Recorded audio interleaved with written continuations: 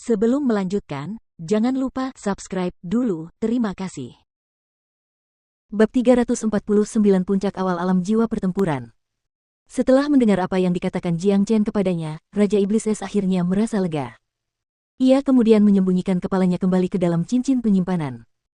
Sebenarnya, setelah ia setuju untuk mengikuti Jiang Chen dan meninggalkan dunia Gletser, ia sama sekali tidak merasa tenang, karena ia tidak yakin apakah pewaris Dewa Es itu benar-benar ada, atau apakah itu hanya kebohongan yang diucapkan oleh Jiang Chen.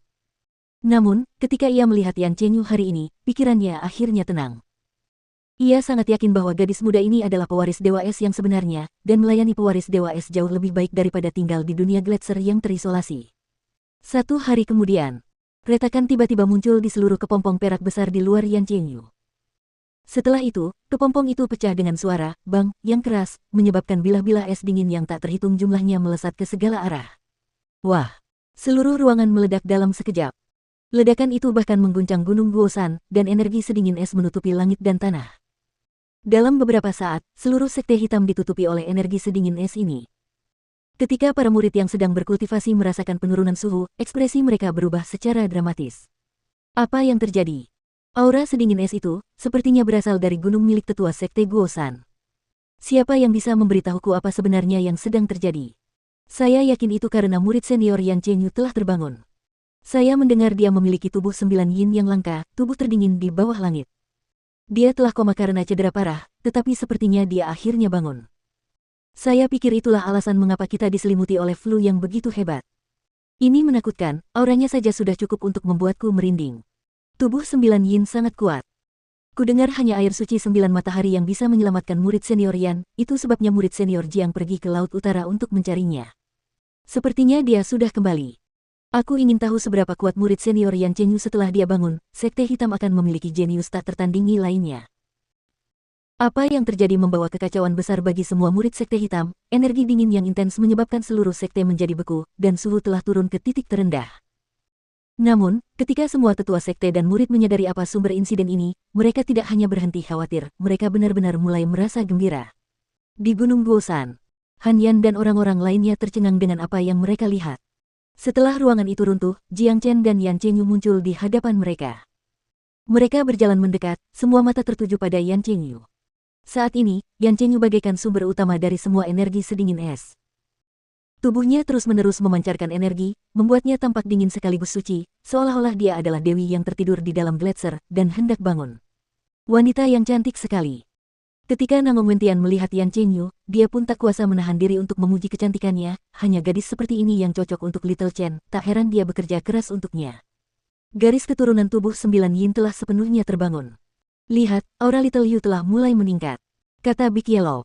Semua orang di tempat kejadian menyaksikan dengan mata terbelalak, menatap Yan Chenyu yang sedang berbaring di ranjang empuk. Mereka dapat dengan jelas merasakan aura Yan Chenyu yang terus meningkat. Saat Yan Chenyu terluka, dia hanya berada di alam inti fana akhir, namun sekarang, kultivasinya telah menembus ke alam inti surgawi awal. Apa yang terjadi selanjutnya langsung mengejutkan mereka, karena pada dasarnya mereka menyaksikan sebuah keajaiban. Aura Yan Chenyu mulai naik dengan kecepatan tinggi, serupa dengan gelombang laut yang ganas yang naik semakin tinggi. Semenit kemudian, puncak alam inti surgawi awal. 2 menit kemudian, puncak alam inti surgawi tengah. 2 menit kemudian, puncak alam inti surgawi tengah. Setelah itu, ia melesat naik ke puncak alam inti surgawi akhir. Ya Tuhan, bagaimana mungkin seseorang bisa menembus hal seperti ini? Daoist Black merasa otaknya akan kram. Dia telah menghabiskan sebagian besar hidupnya dalam kultivasi, dan dia hanya berada di alam inti ilahi puncak. Dia tahu betul betapa sulitnya untuk menembus ke tahap yang lebih tinggi. Apa yang terjadi pada Yan Chenyu saat ini hanyalah pukulan telak di wajahnya. Yu kecil telah mengonsumsi pil 6 surya mendalam dan air suci 9 surya, dan garis keturunan tubuh 9 yin-nya telah sepenuhnya terbangun. Dapat dikatakan bahwa dia sedang mengalami transformasi setelah kematian. Namun, manfaat yang dibawa kepadanya oleh transformasi itu jauh dari ini, alam inti surgawi puncak bukanlah batasnya. Jiang Chen berkata sambil tersenyum. Lihat, aura Little Yu bangkit lagi. Guosan berteriak, retakan. Suara retakan sebening kristal terdengar dari tubuh Yan Chenyu, itu adalah suara menerobos kemacetan. Dengan suara itu dan kecepatan yang tak tertandingi, aura Yan Chenyu menembus ke ranah inti ilahi awal.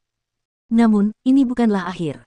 Momentum Yan Chenyu bagaikan tsunami raksasa, tidak akan berhenti semudah itu. Hanya dalam waktu belasan menit, kultivasinya telah meningkat dari ranah inti ilahi awal ke ranah inti ilahi akhir puncak. Ya Tuhan, ini. Daois Black tiba-tiba merasa pusing, dia merasa seperti akan pingsan kapan saja. Apa yang baru saja dia saksikan? Hanya dalam waktu setengah jam, seorang gadis telah menerobos ke alam inti ilahi puncak dari alam inti fana akhir. Ini adalah peristiwa yang sangat tidak biasa. Jika dia tidak menyaksikannya sendiri, dia tidak akan pernah percaya hal seperti ini mungkin terjadi. Guosan di sisi lain juga merasakan emosi yang sama. Baik dia maupun Daois Black sangat terkejut hingga mereka merasa kesulitan bernapas. Melihat Yan Chenyu menerobos ke tahap baru berulang kali, mereka mulai merasa seperti telah menyia-nyiakan seluruh hidup mereka. Bukan hanya mereka, bahkan Han Yan dan Nangong Wentian merasakan keringat dingin mengalir di sekujur tubuh mereka. Keduanya dianggap jenius yang tak tertandingi, tetapi tidak sekalipun dalam hidup mereka melihat cara yang mengerikan untuk naik level. Ketika Yan Chenyu mencapai alam inti ilahi puncak, momentumnya akhirnya melambat, menyebabkan semua orang menghela napas lega. Jika dia benar-benar berhasil mencapai alam jiwa tempur, mereka semua akan pingsan di tempat. Perlahan, Yan Chenyu membuka matanya. Dua sinar yang sangat dingin langsung keluar dari matanya yang besar dan indah, menyebabkan udara di sekitarnya bergetar. Pada saat ini, Yan Chenyu akhirnya terbangun, dan dia telah mengalami transformasi lengkap dari tubuh 9 yin-nya. Yu kecil masih memiliki kemampuan untuk menerobos, mungkin dia bisa mencapai alam jiwa tempur dalam sekali jalan. Mata Jiang Chen berbinar. Kondisi Yan Chenyu berada di bawah pengawasannya sepenuhnya, jadi dia tahu dia sebenarnya bisa menembus ke tingkat yang lebih tinggi. Tanpa ragu, Jiang Chen mengeluarkan Crystallized Arctic Ice Silkworm dari cincin penyimpanannya. Yu kecil, serap kristal ini, gunakan dan tembus ke alam jiwa tempur dalam sekali jalan. Jiang Chen segera menyerahkan kristal ulat es Arctic kepada Yan Chenyu. Dia melirik Jiang Chen, dia baru saja melihat orang yang paling ingin dia lihat setelah bangun tidur, ini tidak diragukan lagi adalah momen paling bahagia dalam hidupnya. Namun, sebelum dia bisa mengalami momen ini lebih lama, dia segera mengambil kristal itu dan menelannya. Berdengung. Setelah menelan ulat es Arktik yang mengkristal, serpihan es padat mulai muncul di luar tubuh Yan Chenyu. Pada saat yang sama, auranya mulai meningkat lagi. Tak lama kemudian, sesosok manusia seukuran telapak tangan muncul di atas kepala Yan Chenyu. Manusia mungil ini mengenakan pakaian putih bersih dan tampak dingin dan suci. Dia hanyalah Yan Chenyu mungil. Menyaksikan kemunculan manusia mungil ini, semua orang langsung berseru keheranan. Combat Soul. Dia baru saja membentuk Combat Soul-nya. Ya Tuhan, ini luar biasa. Daois Black hampir memuntahkan seteguk darah. Dia telah menghabiskan seluruh hidupnya dengan gelisah untuk berkultivasi, mencoba membentuk jiwa tempurnya sendiri dan menjadi pejuang sejati yang hebat di alam jiwa tempur, dan dia tahu betul betapa sulitnya untuk melangkah ke alam itu. Namun, hanya dalam waktu setengah jam, gadis muda di depannya ini telah melakukan apa yang telah dicoba Daois Black selama hampir separuh hidupnya. Tidak hanya itu, dia benar-benar melampaui itu. Itu adalah Combat Soul. Kelihatannya sangat ajaib. Han Yan melirik Combat Soul milik Yan Chenyu. Rasanya sangat mistis. Alam jiwa tempur merupakan langkah paling kritis bagi semua prajurit, dan juga merupakan langkah yang paling sulit.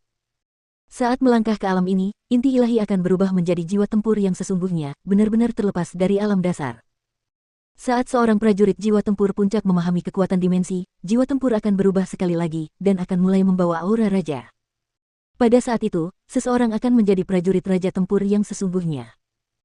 Di alam ini, laut di dalam tubuh prajurit akan menjadi dimensi dengan sendirinya, dan prajurit tidak perlu menggunakan cincin penyimpanan lagi, karena ia dapat menempatkan semua barangnya di dalam laut Qi. Jiang Chen menjelaskan. Chen kecil, bagaimana kau bisa mengetahui semua ini dengan baik, seolah-olah kau adalah seorang prajurit raja tempur yang perkasa sebelumnya. Han Yan dan Nangong Wentian benar-benar terkejut, terutama Nangong Wentian. Han Yan telah mengikuti Jiang Chen cukup lama, jadi dia tahu Jiang Chen adalah orang yang tahu hampir segalanya. Jiang Chen tidak menanggapi keterkejutan mereka, dia hanya menjawab dengan senyum di wajahnya. Raja tempur tidak ada apa-apanya baginya, karena dia pernah menjadi orang suci terhebat di kolong langit, prajurit terkuat di alam asal suci. Jiwa tempur Yan Chenyu menari-nari di atas kepalanya seperti Dewi Es yang baru saja turun ke alam fana. Jelas, dia juga penasaran dengan jiwa tempur yang baru terbentuk, itulah sebabnya dia mengendalikannya dan mencoba memainkannya. Yu kecil, simpanlah jiwa tempurmu. Jiang Chen berkata sambil tersenyum. Astaga, plus. Tepat setelah kata-kata Jiang Chen keluar dari mulutnya, jiwa tempur kecil itu melompat kembali ke tubuh Yan Chenyu. Setelah itu, energi sedingin es yang menutupi seluruh sekte hitam mulai menyusut kembali ke tubuh Yan Chenyu, seperti gelombang laut. Dalam sekejap mata, kedamaian kembali ke sekte hitam.